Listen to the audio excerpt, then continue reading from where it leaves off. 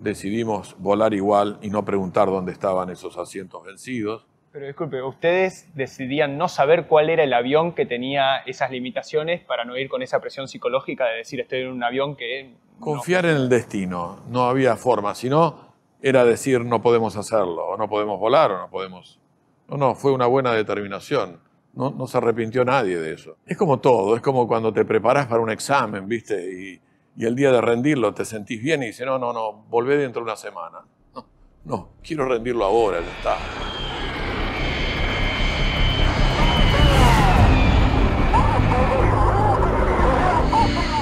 Márquez dice, Harrier.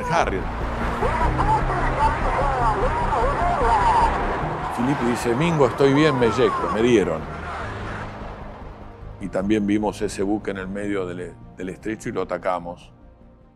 Mi nombre es Benito Rótolo, soy aviador naval. Pasé los 18 años del 25 de mayo afectado al portaaviones. Benito, ya vamos a ir con la guerra, pero quiero saber un poco sobre usted, el previo. ¿Cómo fue su infancia? Maravillosa, porque fue en el campo. Yo soy hijo de inmigrantes, mis padres y mis hermanos y una hermana eran italianos y tenían un campo chico en Cañuelas, y ahí me crié, hasta que vine a la ciudad a los 13 años, 12, 13 años, que también me encantó. Al principio no me gustó nada, pero me encantó. Y ahí descubrí ciertos dones. Era una época que los jóvenes estudiaban mucho. Digamos que al que se lo cargaba era porque era un poco, porque no se dedicaba, porque no estudiaba. Así que ahí descubrí que me gustaba la física, las matemáticas. Y un día me planteé de esta vida tan intelectual que yo llevaba ya de adolescente, había algo de acción en mí, entonces me enteré de cómo era la vida en la Escuela Naval Militar y me gustó. Y quise probarlo. Entré con mucha facilidad por esas materias justamente. Y ahí empezó mi carrera naval. Lo curioso es cómo me hago aviador naval. ¿Cómo se hace aviador naval? Me hice un grupo de amigos y ya en el último año había que decidir si uno quería ser submarinista, aviador naval, oficial de superficie. Y yo tenía esto del vuelo como una pasión oculta, pero que creí que yo, voleando cachirlas, no iba a ser, el don de volar no lo iba a tener. Pero probé, me enteré que uno podía probar y si no iba bien, seguía la carrera en otras cosas. Sobre todo en ingeniería, que yo quería hacer eso. Y bueno, me senté en un avión, nunca más me bajé. Y cuando usted se entera de la guerra, ¿en qué situación estaba? ¿Dónde estaba ubicado? ¿Cómo se entera?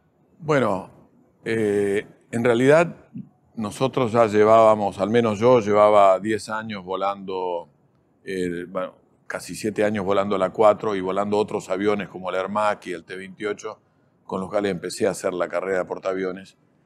Y yo sabía que íbamos a ser necesarios y la flota, aunque sea, como me dijo el agregado naval, que lo llamamos de inmediato por esa noticia, dice, no, esto no, olvídense que esto va a ser una guerra, tienen que volver para hacer unas maniobras con la flota, pero son distractivas. Por lo tanto, yo tenía una experiencia importante, tenía 32 años, y yo sabía que de alguna manera, estando en la Bretaña, donde estábamos, el 5 de abril vimos zarpar la flota británica, se llenaron los diarios con la flota más, digamos, armada que pudo zarpar desde la Segunda Guerra Mundial. Y en realidad, conociendo un poco el mundo de aquel entonces, el problema soviético, la Guerra Fría, nos preocupamos mucho. A ver si entiendo, ¿usted estaba en Gran Bretaña cuando se estaba desatando la guerra? No, la Bretaña francesa, que está enfrente de Gran Bretaña. Es en Brest, en la zona de Brest y en la base de Landivisión. ¿Y usted en ese momento todavía no sabía que había una guerra y cuándo se entera? No, nosotros empezamos a vivir esa crisis, ¿no? Esperábamos que no se llegara a una guerra, ¿no? Es algo que después de mucho tiempo, lo pongo en un libro que para mí es muy importante, porque de alguna manera éramos dos países civilizados. Gran Bretaña formaba parte del Consejo de Seguridad, que está ahí para evitar los conflictos, y todos pensábamos que esto iba a ser una crisis. Pero tratándose de la señora Thatcher, que yo ya había leído algo sobre ella en el año sobre todo esa famosa revista Time, donde ella sale con su cara y los soviéticos le ponen el mote de dama de hierro, empecé a dudar que esto podía ser simplemente una crisis. Así que yo preferí volver y prepararme en lo que hubiera, porque ya en los superestandar no podíamos porque había solo 5, porque se estaban entregando en tanda con su armamento y su logística. Así que lo que hicimos fue volver a juntarnos en A4, ir al taller, empezar a hacer vuelos de prueba, juntar los aviones como pudimos y armamos 8. ¿Voluntariamente? ¿No es que alguien le pidió? No. Estaba el comandante, que era el capitán Castro Fox, que todos nos reunimos y dijimos, bueno, juntemos todos los pilotos de A4 que están por acá. Algunos estaban en la Fragata Libertad, otros estaban en otros destinos. Y pudimos juntar 12 pilotos y recuperar todos los aviones que podíamos recuperar, porque si la flota salía, el grupo de ataque de la flota eran los A4. Los superestandar todavía no habían sido evaluados a bordo, que después se hizo con mucho éxito en el año 83. ¿Y qué practicaban? ¿Maniobras o qué se imaginaban en ese momento? No, bueno, hay toda una rutina para recuperar la habilidad para operar a bordo y, bueno, por supuesto, después los aviones de combate son muy versátiles. Este avión tenía varias versiones de ataque, fundamentalmente, y también cubría las de interceptor desde el portaaviones con 2 misiles Sidewinder, pero era el B, era un misil que había que ponerse detrás del otro avión para poder derribarlo. Nada que ver con el que tuvieron los británicos con el Sidewinder L, que era un misil que explotaba por proximidad, se podía tirar desde cualquier lugar, ¿no? ¿Y cómo estaban preparados ustedes para evadir ese tipo de misiles? Bueno, esa década fue muy buena profesionalmente. Hacíamos entre 6 y 8 etapas de mar al año. Dividíamos la flota, una parte iba con el portaaviones, otra parte con el crucero, y ahí es donde se veía la diferencia de tener aviones a bordo, porque uno tiene exploración, como teníamos con los aviones Tracker, antisubmarina, guerra antisubmarina, y los aviones de ataque, y le dan un círculo de acción de casi 400 kilómetros, mientras que el crucero, cuando salía con los destructores, con el grupo crucero, solo tenían lo que le podía dar el alcance radar y alguna información de algún explorador de tierra, pero la ventaja, que esa fue la que nos animó mucho si teníamos que disputar alguna refriega con la flota británica. ¿Cuántas misiones tuvo en la guerra? Bueno, yo cumplí 5 misiones, pero ya quiero dividir un poco. Nosotros tuvimos primero una campaña naval a bordo del portaaviones, que no es muy conocida, y la flota nuestra estuvo sobre la flota británica listo a hacer una batalla naval decisiva el 1 de mayo, el 1 y el 2 de mayo. Se dieron ciertas circunstancias que en aquel momento nos hicieron dudar, pero se canceló, se suspendió ese ataque. Los ingleses se replegaron hacia el este, nosotros nos replegamos hacia el oeste, después hunden el Belgrano esa tarde, y eso es lo que está realmente descrito en el libro, porque yo conocí después a oficiales británicos como el comandante del Invencible, que era el almirante Jeremy Black, y un grupo de oficiales británicos donde ellos tuvieron serias dudas de poder, digamos, salir ilesos de una refriega de ese tipo. Ese hubiese sido una batalla naval decisiva, quizás la última del siglo XX. Pero no se dio por circunstancias que recién pudimos conocer bien cuando se desclasificó el informe Rattenbach, que es un gran informe, es una gran historia oficial porque se hizo después de la guerra, bajo juramento, buscando responsabilidades, muy distinto a la historia oficial británica de Lawrence Freedman, que se hizo 15 años después, acomodada un poco al relato político que se armó de Malvinas, que fue muy desmalvinizante a principios del 83. ¿Y usted cuándo se entera ahora sí de su primer misión? O sea, ¿esto pasó el 1 de mayo, este enfrentamiento? El despliegue de la flota fue entre el 28 de abril y el 8 de mayo. Cuando se decide entonces no arriesgar la flota nuevamente, porque esa oportunidad se había perdido, desembarcamos los aviones. Los aviones antisubmarinos se fueron a Río Gallegos, los Tracker, que los usaron de exploración, y los 8 A4 con los 12 pilotos nos fuimos a Río Grande. Y nuestras acciones empiezan el 21 de mayo, cuando comienza el desembarco en Malvinas. En Río Grande estaban los 5 Supretandar, había un grupo, el grupo 6 de Dagger de Tandil, que estaba a la mitad, la otra mitad estaba en Río Gallegos, y estaban los aviones logísticos nuestros y los de exploración, los Neptune. ¿Y usted cómo se entera de ese desembarco? Bueno, ahí estábamos esperando que algo sucediera, porque las negociaciones no avanzaban, y ahí fue el 20 de mayo, ellos deciden entrar por San Carlos, no por Puerto Argentino, donde se los esperaba, y tuvieron un día y medio de niebla que les favoreció a algunos hacer la mitad del desembarco sin mojarse los pies. Eso fue muy fortuito para ellos, como fue fortuito también que no hiciéramos la batalla el 2 de mayo. Pero el 21 al mediodía se disipó la niebla y empezaron los raids desde San Julián, Río Gallegos y Río Grande, grupos de Fuerza Aérea y también el nuestro, a volar y a cumplir misiones sobre el estrecho de San Carlos, que es donde estaban la mayoría de los buques británicos. ¿Empezaron una vez que se fue la niebla para tener mejor visibilidad? Bueno, en realidad tuvimos el aviso que estaban desembarcando y la orden era ir a atacarlos. Así que habíamos dividido 6 pilotos y 6 pilotos que se iban cubriendo con 6 aviones. Nuestro cálculo de ataque para mar abierto eran 6 aviones con 36 bombas de cola frenada. Bueno, eso lo seguimos manteniendo a pesar de que, porque si bien uno iba al estrecho o a las zonas inmediatas, en las inmediaciones de Malvinas, no sabía qué tipo de buque se iba a encontrar, pero en general tratábamos de ver si podíamos batir los buques más grandes, ¿no? Los portaaviones, los buques logísticos. Así que salió el primer grupo de la mañana, no pudo hacer nada porque era un manto de niebla espesa, volvió y ahí se preparó la misión nuestra para las 14 horas el día 21 de mayo.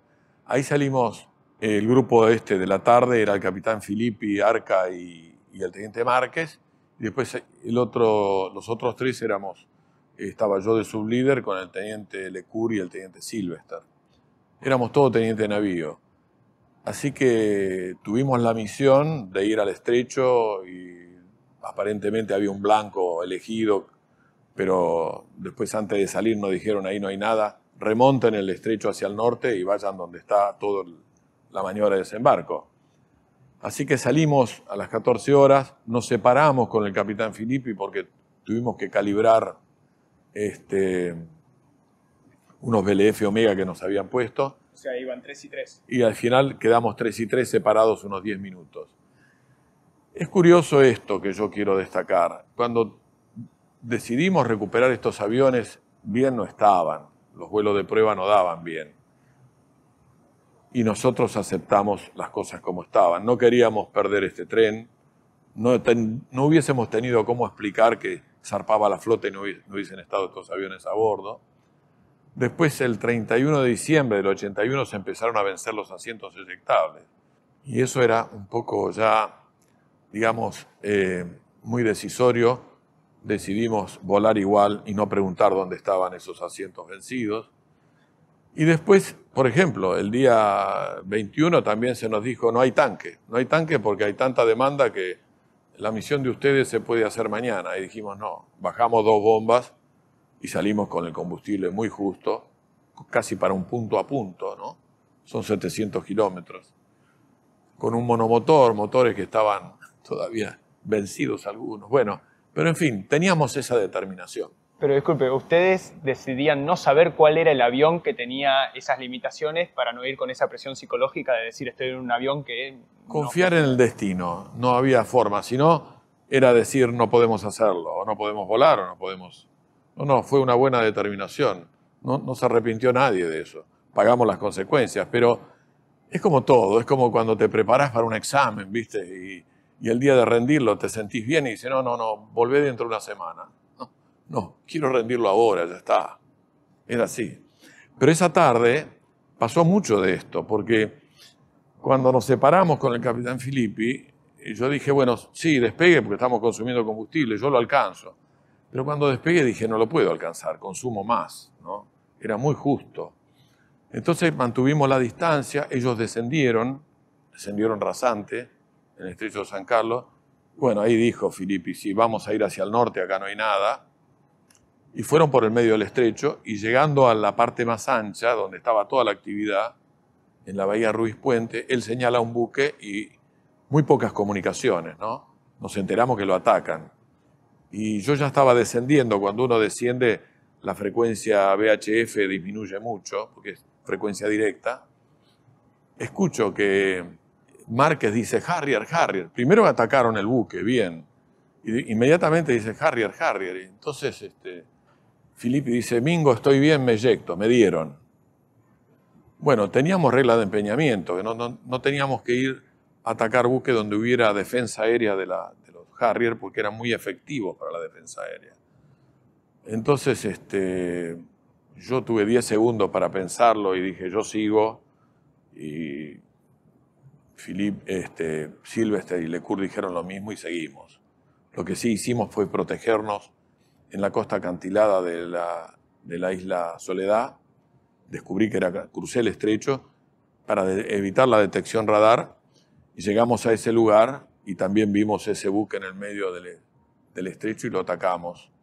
Y fue, digamos, entre las bombas de la primera sección y las nuestras, sobre todo la parte final, el buque tuvo unas bombas que penetraron hasta las cubiertas bajas y eso le produjo un incendio descontrolado que se hundió al anochecer.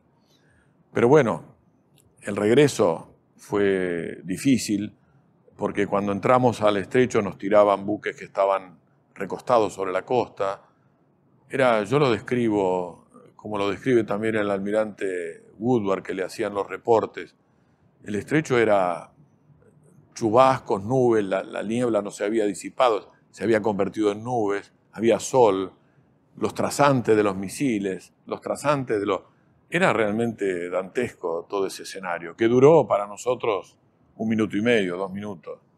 A la hora del escape había un crucero clase County que nos tiraba porque queríamos irnos para el sur, porque habíamos visto que no había actividad, pero yo no pude cruzar eso y les avisé a los otros en una maniobra, qué sé yo tiré. Cuando tuve que tirar las bombas tuve que trepar a 200 pies, que son 60 metros, para que se arme la espoleta. Me pareció estar altísimo, tanto que invertí el avión para recuperar. Y lo giré y vi el buque que estaba tapado de explosiones y de bombas, ¿no? Eso me dejó una imagen para después comentar. Y ahí pensé en la Gran Malvina y que la vi un poco alta, en la medida que yo volaba, y dije, nos vamos a refugiar ahí atrás. Y de hecho, llegamos al morro, yo llegué, me tiré a un cañadón que había, y ahí pude reducir potencia porque ya habíamos consumido mucho combustible. Y digo, ¿me habrán escuchado? Digo, bueno, ¿están conmigo? Digo, sí, yo lo tengo a la vista, yo lo tengo a la vista. Digo, qué suerte. Digo, bueno, reúnanse porque vamos a tener que trepar. Hay que trepar acá porque si no, no llegamos. Y trepar ahí era difícil porque... ¿Qué sería trepar? Trepar en altura para volver. En altura el avión gasta muy poco. No había forma de volver. Llegamos a 45.000 pies, pero lo que pasa es que los destructores estos, tipo Sheffield o tipo Hércules o Santísima, como teníamos nosotros, tenían un misil antiaéreo que llegaba a 40.000 pies, el Sidar. Y ahí había buque, digo, si trepamos acá somos tiro al pichón, pero no había otra forma. Bueno, tuvimos suerte. Pudimos trepar hasta 45.000 pies y todos en silencio empezamos a pensar en la suerte de los otros tres, ¿no? Y ya a 150 millas de Río Grande enlazamos ya, porque ya estábamos bastante cerca dentro de todo, y nos preguntan por los otros tres. Yo digo, si no regresaron, no los esperen. No volvieron.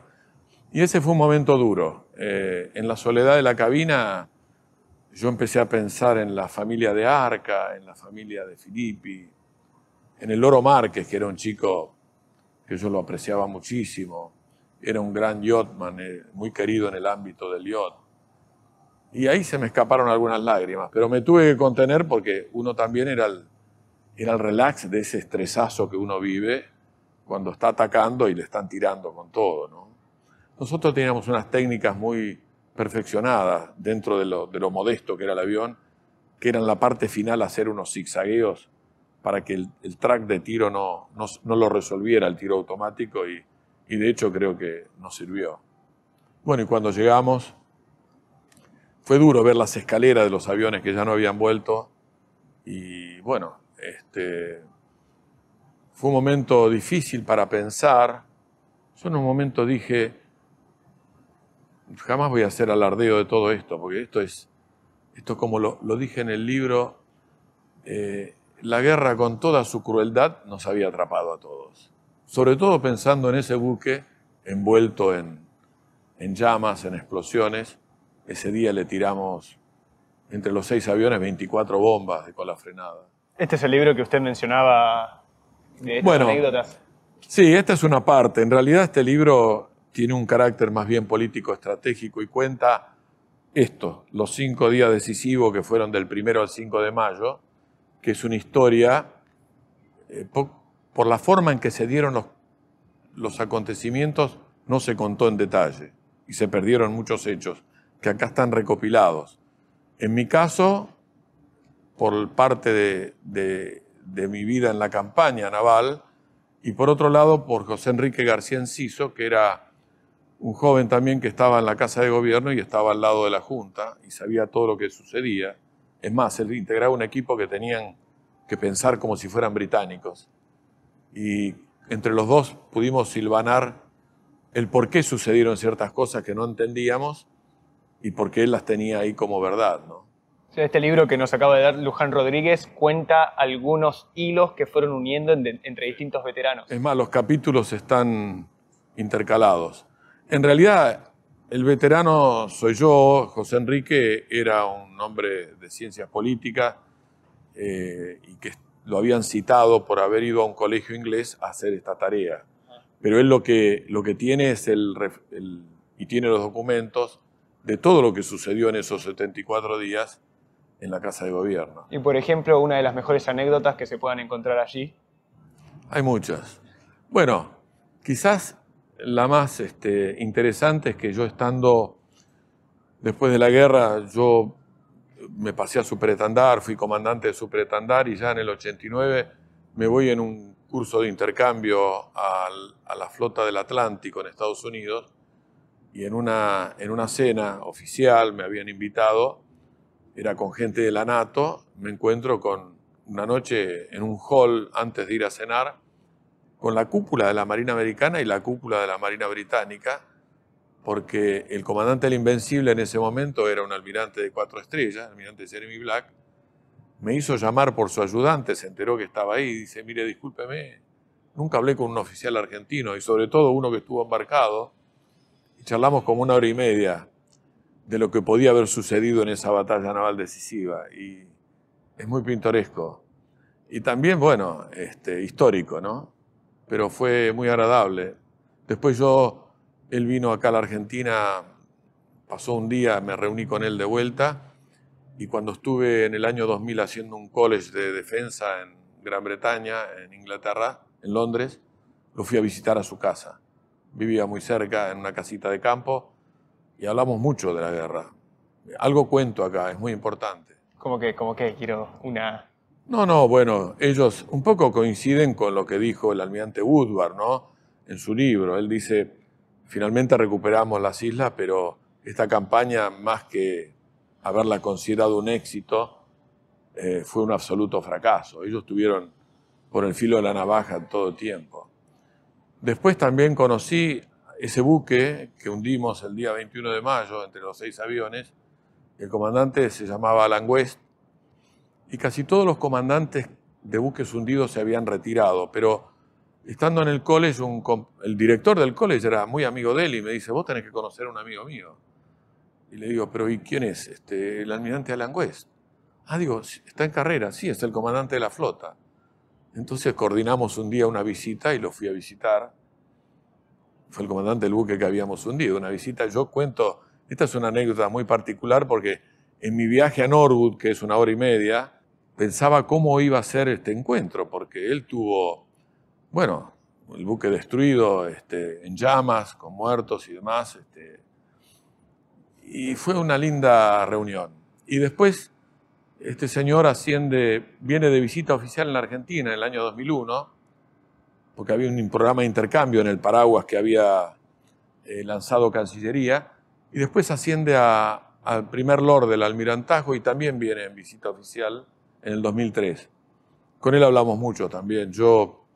Siempre nos saludamos para las fiestas de fin de año y quizás este año pueda verlo, no sé, tengo una visita pendiente, pero es interesante como tantas otras historias que hubo de combatientes que se juntaron y uno se da cuenta que uno en realidad defiende lo suyo, no está pensando en el enemigo, está defendiendo lo suyo y se tiene que defender porque el otro también tira, ¿no? Esa es el gran dilema de la guerra. Uno dice, bueno, como le decía a Luján, ¿no? Reconozco que es la situación más extrema de la condición humana, cuando uno la vive. Pero también hay, y algo que yo he utilizado después del conflicto, una explosión de humanismo en uno mismo, a la vez de toda esa brutalidad o violencia que uno tiene que desarrollar para cumplir una misión, ¿no? Hay una explosión de humanismo y uno rescata muchísimas cosas que yo las utilicé. Y todo este grupo de la tercera de ataque, que se llamaba la unidad esta, porque ahí perdimos 3 aviones, y de los 3 pilotos, bueno, Filipe y Arca los rescatan, se eyectan, el teniente Márquez fallece. Hay otra misión ya con 4 aviones, el 23 de mayo, que también ahí queda una bomba sin explotar en la Antelope, que también había otra bomba de Fuerza Aérea, y a la noche cuando la desarman vuela el buque. Y ahí perdimos al capitán Zubizarreta en esa misión, en su regreso. Y eso fue difícil, porque bueno, al teniente Márquez no lo vimos, pero el capitán Zubizarreta se accidentó al regreso, no le salieron las bombas, volvió con un temporal muy fuerte, había mucha agua en la pista, no había forma de ir a otro lado. Y reventó una cubierta, se va de pista y se eyecta. Pero ahí el asiento falló, porque no le dio la altura suficiente se abrió el paracaídas cuando él ya había impactado el suelo. Despedirlo esa noche en el avión que lo trajo para Puerto Belgrano, con el ataúd y su bandera, y nosotros formados ahí tocando el toque de silencio, eso fue un impacto de enorme profundidad para todos nosotros. Pero bueno, al otro día había que seguir volando y la conducta de estos 2 hombres nuestros, camaradas, amigos, porque la verdad que uno vivía con ellos, volábamos todos los días juntos, fue el ejemplo. Había que seguir ese ejemplo. Benito, ¿qué es lo que nunca contó? Con esto que te conté recién, esta explosión de humanismo, traté de humanizar las experiencias. La euforia y la pasión que había, la entrega. Había mucha cosa humana para ese acto cruel que es después ir y tirar la bomba. Y como yo digo, la guerra tiene sus aspectos en tierra, que les tengo un gran respeto porque es muy cruel. En el caso nuestro, aéreo, que es un poco duro hasta que uno planifica la misión, pero una vez que pone en marcha y cierra la cabina, ahí tiene 2 o 3 horas en un proceso de mucha concentración donde no se siente nada más que el deseo de cumplir, que todo salga bien. Y después el buque. El buque va todo bien, pero si en un buque explotan bombas o entra artillería, o es como le pasó al Belgrano, como le pasó a tantos buques británicos, es lo más parecido a un infierno. El buque es una cosa de una concentración de energía muy grande. Uno duerme arriba de tuberías de combustible, está la Santa Bárbara, la munición, la pólvora, el vapor. Es decir, una explosión que hay dentro de un buque produce después un desastre. Es el efecto del Exocet que hubo sobre el Zephyr y sobre el Atlantic Conveyor. Lo mismo sobre un buque que esté desmantelado no produce nada. Pero estar ahí la tripulación tan junta, bueno, es cuestión de ver las historias de Belgrano, ¿no? Cómo se salvaron algunos, los que llegaron a ver algo y los que no pudieron hacer nada. Así que esos son los tres aspectos del combatiente, ¿no? En aire, mar y tierra. Pero yo me deslumbro por la gente de tierra. El coraje que hay que tener en la balacera de la trinchera, las explosiones. Y yo siempre agradezco que se haya recuperado el heroísmo de nuestra gente que luchó en las islas, porque al principio fue la más denostada, la más silenciada, y eso me dolió mucho. Porque dentro de todos los pilotos nos reconocieron enseguida cosas, pudimos hablar, no había muchas ganas de hablar, pero quizás diría que Malvinas empezó a contar por nosotros hará 15, 20 años.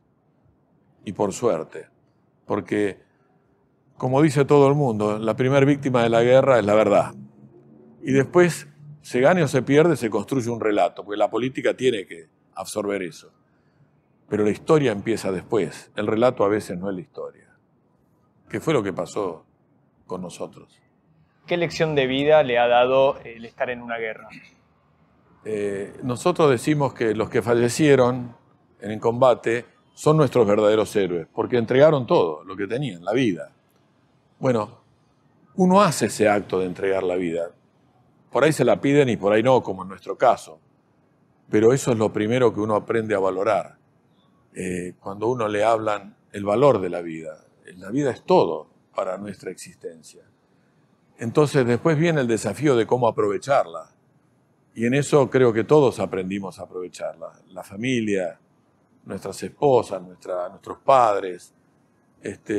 Yo seguí la carrera, y la carrera seguimos preparándonos para la guerra, pero creo que más allá de vulnerar nuestra condición humana, la guerra, en el caso mío y de mucha gente, nos humanizó mucho más. Es un fenómeno, ¿no? Pero por eso hay tanta gente que ha estado en la guerra y puede abarcar esa descripción de lo que es la guerra desde un punto de vista filosófico, humanístico, porque se genera todo eso. Obviamente que la valoración de todo lo que nos rodea cobra un nivel superior y eso es muy lindo. Ahora, hay gente que escucha eso y lo practica y otros que siguen, a lo mejor con el cuchillo entre los dientes, pero eso ya hay que ir al estrés postraumático, porque dicen que después de vivir estas cosas, tarde o temprano eso viene. Bueno, yo no tuve ese problema. En esta unidad que tuvimos, ninguno la tuvo, porque en realidad lo nuestro fue algo profesional, estábamos preparados para eso, teníamos ganas de probar qué podíamos hacer, fue bien y también sufrimos nuestras consecuencias. Pero trabajamos en equipo junto con el personal subalterno que vivía arriba de los aviones, como un puño, ¿no? Como una unidad inseparable, sabiendo que todos dependíamos un poquito del otro, donde el ego de cada uno lo íbamos dejando para depositarlo en el otro, porque lo necesitábamos. Ahí es donde uno se da cuenta que necesita quizás del equipo para seguir adelante. Benito, si bien esta entrevista va a ir para YouTube, Instagram, distintas redes sociales, también queríamos dejar de manera analógica un mensaje suyo, si puede ser por escrito, y bueno, con su firma, si me da el honor. Bueno, cómo no. En la Guerra de Malvinas es una gesta. Luchamos con la convicción de que defendíamos nuestra patria y nuestro territorio.